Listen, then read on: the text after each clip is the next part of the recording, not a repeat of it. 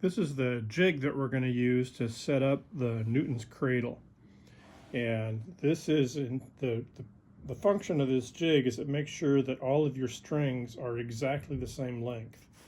So the rings that hold the steel balls, one at a time, you fit a ring right in there.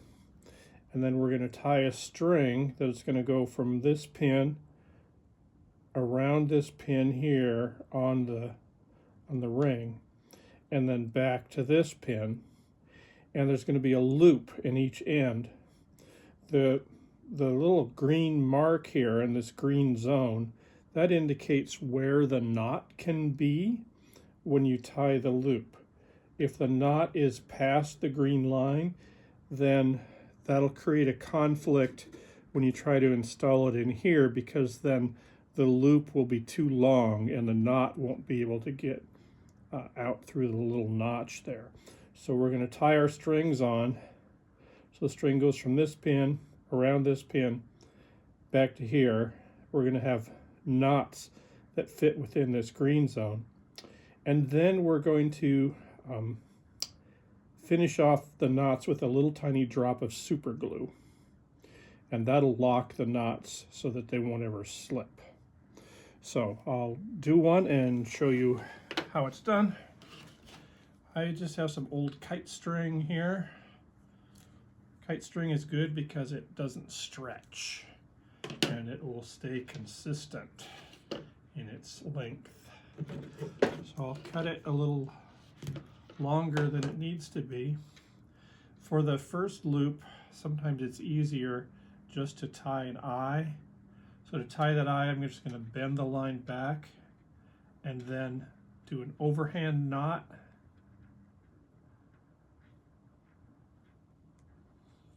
And then carefully keep the loop small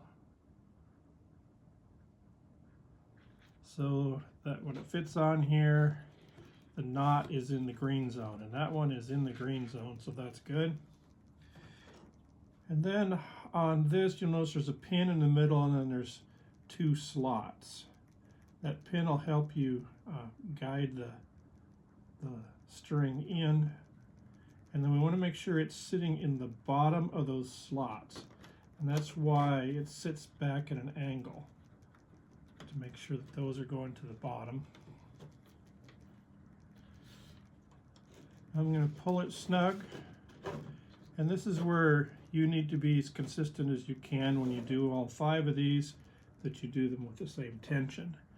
Now the easy knot for me to do here is 2 half hitches, so I just go around this line and back through itself, and then I pull it up so it's within the green zone right there.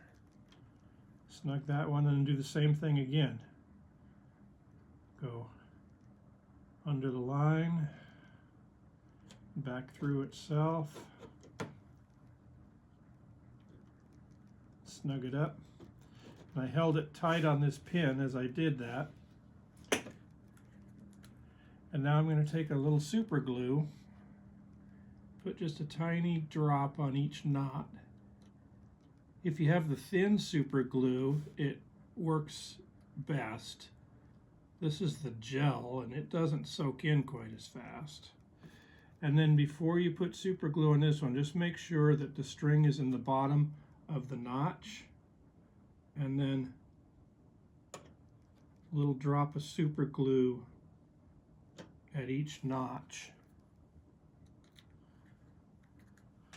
Now I can trim these lines back.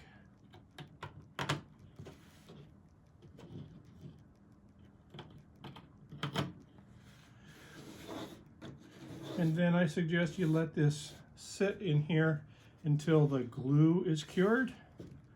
And then you can pop in your steel balls, these 25mm steel balls.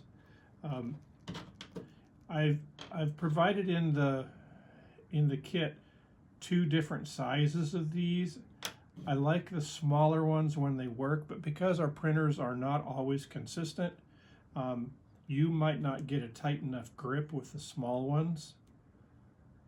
So you just pop the ball in. But if it's not going to hold it well enough, then we go up to the thicker one, and the ball pops in on the side where the grooves are cut. And these thicker ones hold it a little stronger. So there's enough there. You can do whichever one you likes best. I assume that these will not absorb as much energy and dampen the energy as much as these will. So the smaller ones might make it run a little bit longer.